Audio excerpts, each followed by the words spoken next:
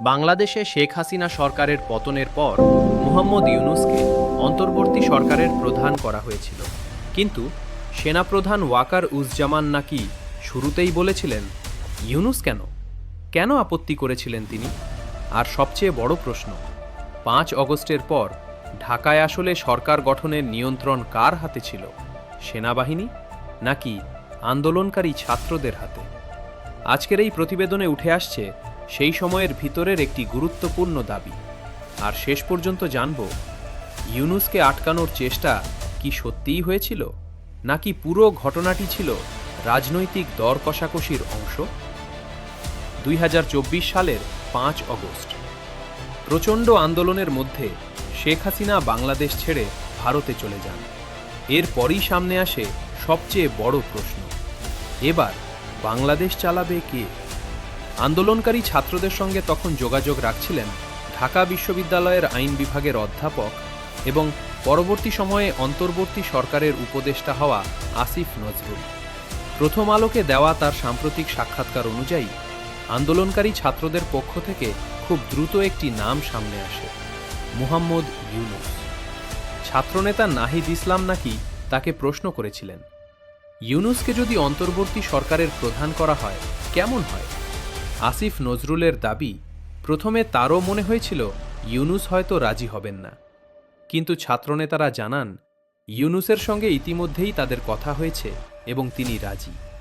এখানেই শুরু হয় আসল নাটক। পরের দিন অর্থাৎ ৬ অগস্ট সকালে আসিফ নজরুলকে ঢাকার সেনা সদর দফতরে ডেকে পাঠান সেনাপ্রধান জেনারেল ওয়াকার উজ্জামান। আলোচনার বিষয়, অন্তর্বর্তী সরকারের প্রধান কে হবেন। আসিফের দাবি, তিনি ওয়াকারকে স্পষ্ট করে জানান ছাত্রদের সিদ্ধান্ত ইউনূসই হবেন সবচেয়ে ভালো পছন্দ। কিন্তু সেনাপ্রধান নাকি তখন দুটি আপত্তি তোলেন। প্রথমত, ইউনূস ইতিমধ্যেই বাংলাদেশের একটি শ্রম আইন মামলায় দোষী সাব্যস্ত হয়েছিলেন। দ্বিতীয়ত, তার বিরুদ্ধে অর্থ তছরূপের অভিযোগও ছিল। কিন্তু এখানেই আসিফ নজরুল পাল্টা যুক্তি দেন। তার বক্তব্য ছিল, বাংলাদেশের রাজনীতিতে সরকার চাইলে বিরোধীদের বিরুদ্ধে মামলা করাতে পারে, তাই ওই মামলাগুলিকে ইউনূসের যোগ্যতার চূড়ান্ত মাপকাঠি হিসেবে দেখা উচিত নয়। আসিফের দাবি অনুযায়ী তিনি ওয়াকারকে বোঝান, ইউনূস দেশ বিদেশে সম্মানিত একজন ব্যক্তি এবং তার বিকল্প নেই। এরপর নাকি সেনাপ্রধান তার সঙ্গে থাকা তৎকালীন বিমান ও নৌবাহিনী প্রধানদেরও আলোচনায় ডাকেন। আর এখানেই গল্পে আসে প্রথম বড় মোড়। কারণ আসিফের দাবি, শেষ পর্যন্ত সেনাপ্রধানও নাকি ইউনূসের ব্যাপারে রাজি হয়ে গিয়েছিলেন। কিন্তু সন্ধ্যার বঙ্গভবনের বৈঠকে আবার পরিস্থিতি বদলে যায়। আর সেই বৈঠকের ঘটনাই সবচেয়ে বেশি প্রশ্ন তুলছে। কারণ আসিফের দাবি অনুযায়ী ওয়াকার সেখানে এসে ছাত্রনেতাদের সঙ্গে আলাদা করে কথা বলতে চান। কেন? ইউনূসকে বাদ দিয়ে অন্য কাউকে সরকার প্রধান করার কোনো পরিকল্পনা কি তখনও চলছিল? নাকি সেনাবাহিনী শুধু পরিস্থিতি বুঝে নিতে চাইছিল? এই বৈঠকেই নাকি ছাত্রদের সামনে বিকল্প প্রস্তাবও দেওয়া হয়েছিল। কিন্তু ছাত্ররা কি উত্তর দিয়েছিল? সেটাই পুরো ঘটনাটির সবচেয়ে গুরুত্বপূর্ণ অংশ। আসিফ নজরুলের দাবি অনুযায়ী ছাত্রদের অবস্থান ছিল অত্যন্ত কঠোর। ইউনূস ছাড়া অন্য কাউকে তারা মেনে নেবে না। এমনকি তার বক্তব্য অনুযায়ী ছাত্রদের কেউ কেউ নিজেরাই অন্তর্বর্তী সরকারের দায়িত্ব নিতে পারত, এমন প্রস্তাবও নাকি সামনে এসেছিল। কিন্তু ছাত্ররা তাতেও রাজি হয়নি। তাদের পছন্দ একজনই, মোহাম্মদ ইউনূস। এরপর ওয়াকারের সঙ্গে ছাত্রনেতাদের বৈঠক নাকি প্রায় ৪ থেকে ৫ ঘন্টা চলে। বৈঠক শেষে নাহিদ ইসলাম এবং অন্যরা ফিরে এসে আসিফ নজরুলকে জানান, চিন্তার কিছু নেই, ইউনূসই হবেন। আসিফের বর্ণনা অনুযায়ী তখন তিনি অত্যন্ত স্বস্তি পেয়েছিলেন এবং তার দাবি, পুরো বৈঠকের মূল উদ্দেশ্যই ছিল সম্ভবত ইউনূসকে বাদ দিয়ে অন্য কাউকে সরকার প্রধান করার সম্ভাবনা খতিয়ে দেখা। শেষ পর্যন্ত ওয়াকার নাকি বলেন, আপনারা যেটা ভালো বোঝেন সেটাই করেন।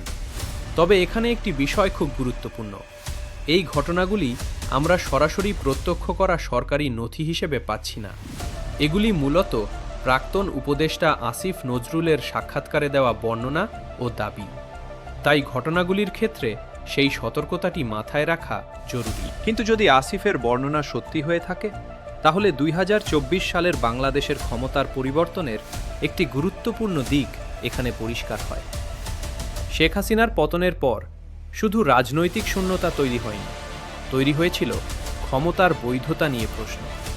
একদিকে ছিল সেনাবাহিনী, অন্যদিকে ছিল রাস্তায় আন্দোলন করে সরকার পতন ঘটানো ছাত্র সমাজ, আর মাঝখানে ছিলেন এমন একজন ব্যক্তি যার আন্তর্জাতিক পরিচিতি ছিল অত্যন্ত শক্তিশালী, নোবেলজয়ী মোহাম্মদ ইউনূস। অর্থাৎ ইউনূসকে সামনে আনা শুধুমাত্র একজন ব্যক্তিকে প্রধানমন্ত্রী করার সিদ্ধান্ত ছিল না, এটি হয়ে উঠেছিল সেনাবাহিনী, ছাত্র আন্দোলন এবং আন্তর্জাতিকভাবে গ্রহণযোগ্য একটি মুখ, এই তিন শক্তির মধ্যে সমীকরণ তৈরির প্রক্রিয়া। আর এখানেই ঘটনাটির রাজনৈতিক গুরুত্ব। কারণ প্রশ্ন হচ্ছে, ওয়াকার যদি সত্যিই শুরুতে আপত্তি করে থাকেন, তাহলে শেষ পর্যন্ত কেন ইউনূসকে মেনে নেওয়া হলো? এর উত্তর খুঁজতে গেলে আমাদের ফিরে তাকাতে হবে সেই সময়কার বাস্তব পরিস্থিতির দিকে। হাসিনা সরকারের পতনের পর দেশে প্রশাসনিক শূন্যতা তৈরি হয়েছিল, রাস্তায় আন্দোলনকারীদের ব্যাপক প্রভাব ছিল। এমন পরিস্থিতিতে সেনাবাহিনীর জন্যও সবচেয়ে গুরুত্বপূর্ণ ছিল দ্রুত একটি গ্রহণযোগ্য রাজনৈতিক কাঠামো তৈরি করা। আর ছাত্রদের কাছে তখন ইউনূস ছিলেন এমন একজন ব্যক্তি যাকে তারা আন্তর্জাতিকভাবে গ্রহণযোগ্য এবং আওয়ামী লীগ সরকারের বাইরে একটি মুখ হিসেবে দেখতে চাইছিল। ফলে শেষ পর্যন্ত সমীকরণটা দাঁড়ায় ছাত্রদের অনড় অবস্থান প্লাস ইউনূসের আন্তর্জাতিক গ্রহণযোগ্যতা প্লাস সেনাবাহিনীর প্রয়োজনীয় স্থিতিশীলতা। এবং এই তিনটি বিষয় এক জায়গায় এসে মিশতেই তৈরি হয় বাংলাদেশের অন্তর্বর্তী সরকার। তবে এখানেই শেষ নয়, কারণ পরবর্তী সময়ে ইউনূস সরকারের বিরুদ্ধে উঠেছে একাধিক অভিযোগ। আইন শৃঙ্খলা নিয়ন্ত্রণে ব্যর্থতা, মব সহিংসতা, রাজনৈতিক প্রতিহিংসা, সংবাদ মাধ্যমের ওপর হামলা, এমন বিভিন্ন বিষয় নিয়ে সমালোচনা হয়েছে। এমনকি আসিফ নজরুল নিজেও সাক্ষাৎকারে স্বীকার করেছেন যে তাদের সরকারের কিছু সিদ্ধান্ত ও কর্মকাণ্ড ঠিক হয়নি। অর্থাৎ যে সরকারকে ঘিরে 2024 সালে এত আশা তৈরি হয়েছিল, সেই সরকারের কার্যকারিতা নিয়েও পরে প্রশ্ন উঠেছে। তাই আজকের আসল প্রশ্ন শুধু ওয়াকার ইউনূসকে চেয়েছিলেন কিনা তা নয়, বরং আরও বড় প্রশ্ন, 2024 সালের 5 অগস্টের পর বাংলাদেশের ক্ষমতার আসল ভারসাম্য কোথায় ছিল? সেনাবাহিনীর হাতে, ছাত্র আন্দোলনের হাতে, নাকি দুপক্ষের সমঝোতার ফলেই ইউনূস ক্ষমতার কেন্দ্রে এসেছিলেন? বর্তমানে প্রকাশ্যে আসা আসিফ নজরুলের বক্তব্য সেই সময়কার ঘটনাকে নতুন করে আলোচনার কেন্দ্রে নিয়ে এসেছে। তবে মনে রাখতে হবে, এটি তাঁর বর্ণনা। স্বাধীনভাবে যাচাই করা প্রত্যেকটি দাবি হিসেবে এটিকে উপস্থাপন করা ঠিক হবে না। চলুন পরীক্ষার জন্য 5টি তথ্য মনে রাখি। 1. 5 অগস্ট 2024 শেখ হাসিনা বাংলাদেশ ছেড়ে যান। 2. 6 অগস্ট 2024 অন্তর্বর্তী সরকার গঠনের বিষয়ে গুরুত্বপূর্ণ আলোচনা হয়। 3. মোহাম্মদ ইউনূস অন্তর্বর্তী সরকারের প্রধান হিসেবে দায়িত্ব নেন। 4. ওয়াকার উজুজ্জামান বাংলাদেশের সেনাপ্রধান ছিলেন। 5.